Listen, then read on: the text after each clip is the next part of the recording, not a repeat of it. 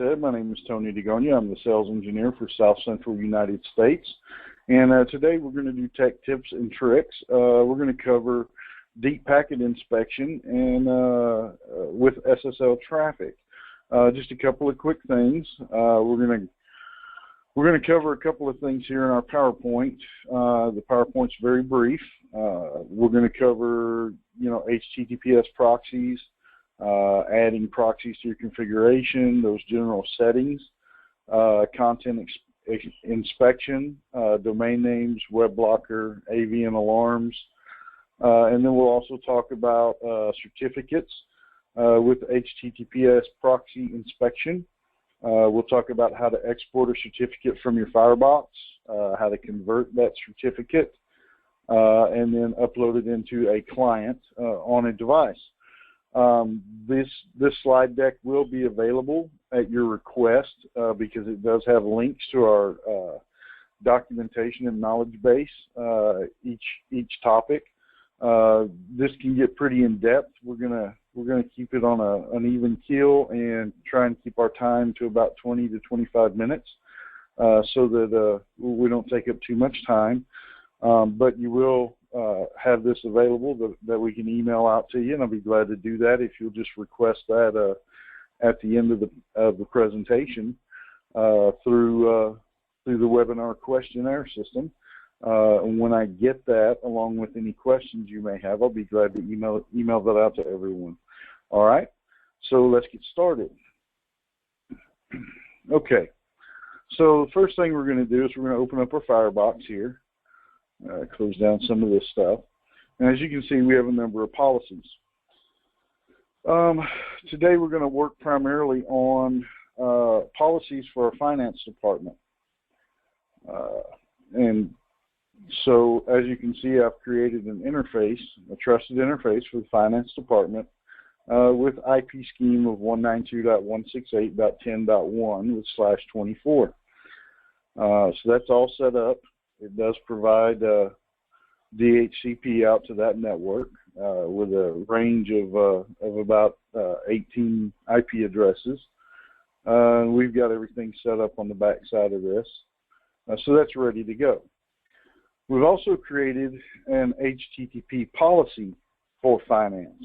So if you see here, that policy's been created. We've got finance as our primary from location, and any external, because we're running a multi-WAN setup, we've set up any external to go to that multi-WAN. We've set up application control for finance. We've also set up a proxy action for finance that shows a number of things. Primarily what we'll be looking at is the web blocker. We've set up a web blocker specifically for finance, and we've went in and chosen a number of categories to block. And this plays a part because web blocker is actually one of the things that you use when you go to scan network traffic, secure traffic, and go into deep packet inspection. Antivirus is set up. That's important because it's one of the things that we're scanning with. We've also set up our APT blocker in case we find anything. Then we'll pass that along to last line for further inspection. So at this point, we'll go ahead and close out of this, and we'll create a new HTTPS proxy so that traffic can pass through there from the finance department over to the external interfaces. So we go up here, we'll go to proxies, we'll choose HTTPS proxy, and we'll add that. Okay, so we'll remove any trusted because it's not for any trusted. It is specifically for the finance department network. So we'll add that here. Click OK. We want to enable application control, and we'll go ahead and use the same application control that we would use for the finance HTTP proxy. We want to change the name up here to HTTPS. I like a clean naming convention where I know exactly what's going where, when, and how. And then for our proxy action, we'll create a new HTTPS proxy action. And this is where things get a little interesting. In order to deep packet inspect anything, you need to enable deep packet inspection of HTTPS content. You can allow SSL version 3. However, it's not recommended that you allow SSL version 2, as that has become obsolete and is actually considered insecure. For the proxy action, we'll actually choose HTTP Finance, and that will invoke the similar web blocker settings for the actual blocking of those categories. Now, as you can see, there's another web blocker setting up here, and that's for an entirely different purpose.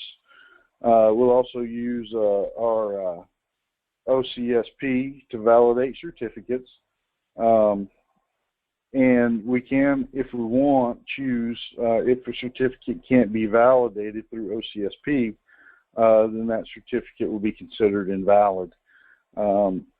That's a choice. It does add to the security of your scans. So there's two ways that you can block or deep packet inspect traffic as it's coming through this HTTPS scan, or proxy rather. You can add domain names.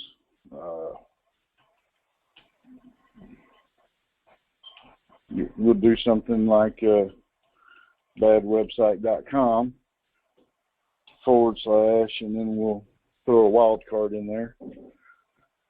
You can add something like that, and if matched, tell it to inspect. If you want to, inspect just a few sites, or if you have a list of sites that you want to inspect on a regular basis. But you can also use that to allow traffic to pass through sites that are good, or like banking sites, stuff that doesn't play well with deep packet inspection. You can actually add that, goodsite.com / star for the wildcard, and then you can tell that to allow it to pass through without being inspected. We do that with WatchGuard services. You can add any number of sites depending on the need. But where you get your deep inspection is actually through your web blocker. You set up a web blocker, and we'll name this Finance Inspection.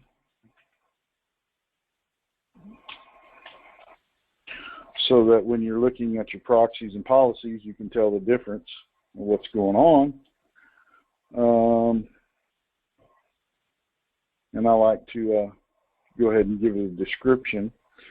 So you can actually go in here, and it says deny all categories, but that's not really what's going to happen. What's actually going to happen is you're going to go in there, and everything that you check is going to be deep packet inspected. So we'll go ahead and add that in there. As we can see, actually, let me go in here and do something.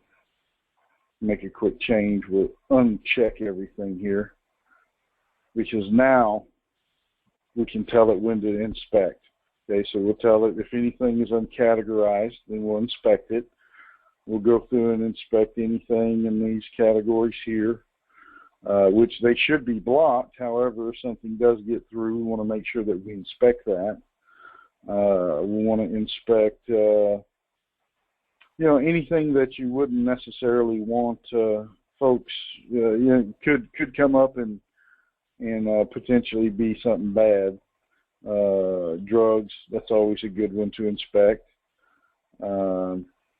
Depending on, how you use the internet for that particular department, you may not want to inspect video type, streaming video and stuff like that, because that could actually cause latency For internet telephony, it could slow it down, cause jitter. You could have some issues there. Peer-to-peer file sharing is definitely something. If you're going to allow it, you definitely want to inspect it because there's a lot of nefarious things floating around on peer-to-peer file sharing. Let's see here. Personal storage backup, definitely want to do that. I would do things, gambling games. There's just a number of things. Proxy avoidance. It's pretty much anything IT related for non-IT users, with the exception of maybe if you have some specific web collaboration type stuff going on. You get the gist of it, right? So you go through here and you choose the different categories that you want to inspect, and then you hit OK. For your general settings, you don't need to worry about a whole lot here unless you're running SNMP traps for a maintenance and remediation system. And I'll take a look back here at the content inspection. We'll just go double check everything. I'm going to go ahead and remove goodsite.com because that's not actually a site that I'm aware of.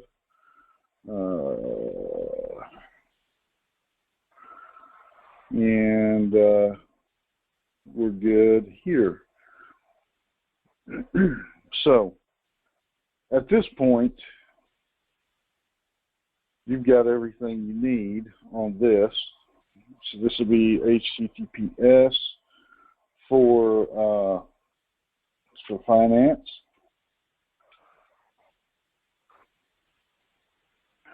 And you've created your policy for your finance. Pretty simple, right? We'll go through here, we'll check the policies, we want to make sure that we turn on logging so that we can send any traffic that goes through this policy over to Dimension, because we want to run logs on that. And then we'll take a look here. If we're going to do any rate limiting, we're not going to do any traffic management or anything like that. So everything's good there. We're not going to turn on any QoS because we're not really planning on having any VoIP services running across this policy. However, if we were, then this would be where we would turn that on. So everything there is pretty well standard. And so we're good to go on this piece. We've also went in, we've looked at the app control, and one other thing I want to look at here. When we go into this just so you're aware, this HTTP Finance is the exact same setup that you put in the HTTP protocol. So your web blocker is the same, your antivirus is already set up. So you kind of kill two birds with one stone there. You already got your APT blocker set up for the HTTPS policy as well. So setting it up is that simple. Now, here's where the fun begins. Because anybody who logs in and draws an IP address off of that interface in the finance department, what's going to happen is when you have a website that is secure, an HTTPS / whatever.com, anytime that site is deep packet inspected, the WatchGuard is going to take that SSL certificate and it's basically going to break that packet down, and it's going to inspect it at multiple layers. And then it's going to reassemble that packet and assign a new SSL certificate to it from the signing authority that's built into the WatchGuard device. Okay? So what's going to happen is when you have an end user inside that network that visits that secure website, they're going to get an error back that says that website is not secure. And we've all seen it. It's just one of those, it comes up and it says, this is not a secure site. Click here to bypass this, and they'll have to bypass it. So the second step to all of this is probably, well, for frustration's sake, it's probably more important than the deep packet inspection, because if you're going to do deep packet inspection, it's going to cause frustration for your end users. And we're looking at our PowerPoint here, and we'll go back to that for just a second. What you have to do is you have to export a certificate from the Firebox, and then you have to convert it and then send it out to all the clients in the network that's using the policy that has a deep packet inspection. Okay, so we'll just log in right here on this page, and we'll just take a quick look at it, and we'll go from there. Help you understand a little bit better.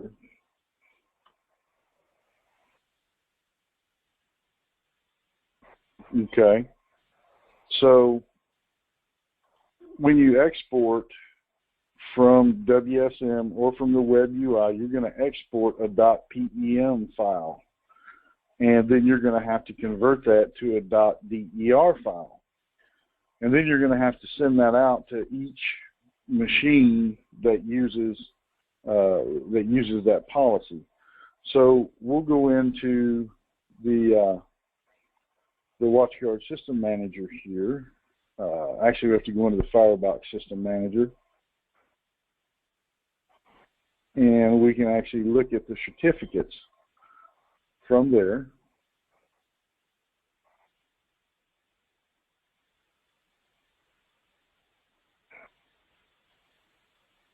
Let's give it just 1 second.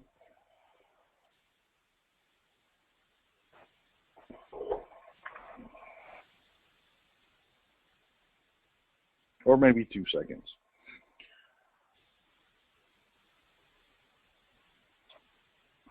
So when that comes up, as soon as it connects here, we'll see a certificate button.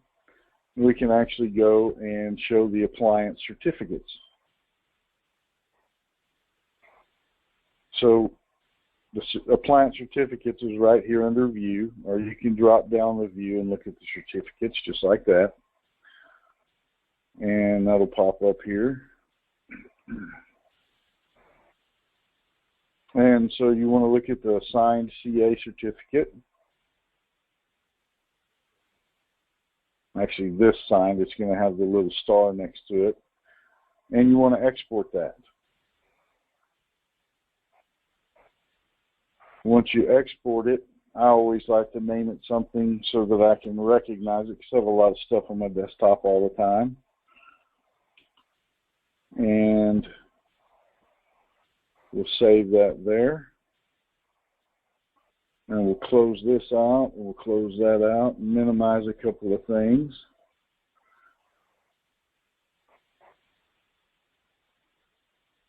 And because I do this often, there's a couple of different places you can go to convert these to DERs, but SSL Shopper has an online converter that works pretty well, in my opinion, and it's pretty easy to use. You just go there, you click on Browse, and you find your Firebox CA, open it up, convert the certificate. It'll convert it to a standard to a DER binary. We're going to save as. And we'll save that as a Firebox CA. Okay, so here's our certificate. And we're good to go there. Now we have something that we can upload into our browser or into our certificate store within the operating system. In this case, we'll use the browser, because that's probably the easiest way to do this. Now, something to note, is that most of your browsers are going to use the same certificate store, with the exception of Firefox. Firefox has its own certificate store, so you actually, once you upload it into Internet Explorer, it'll work fine, except for with Firefox, you'll have to upload it into Firefox itself. Okay, so you go to Internet Options. We'll go to Content. We'll go to Certificates. Okay, so we want to go to Trusted Root Certification Authorities, and we'll import. It's a wizard-driven file name. So we'll look at Desktop, and it's looking for an x.509, but that's not what this file is. It's actually a .der file, so we'll go down here and find it. Let's see here, Firebox_CA. Open that up. Next, and next, and it's just as simple as that.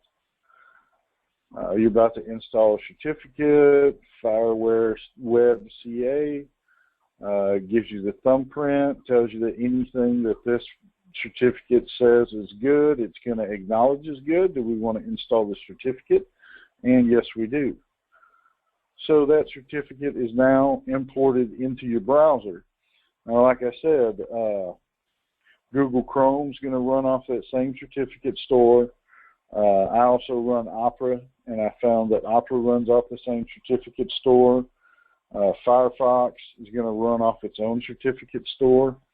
If you're running Apple product, it has its own set of procedures for uploading there, and that is actually explained in the PowerPoint. There is a link to that under import certificates on a client device.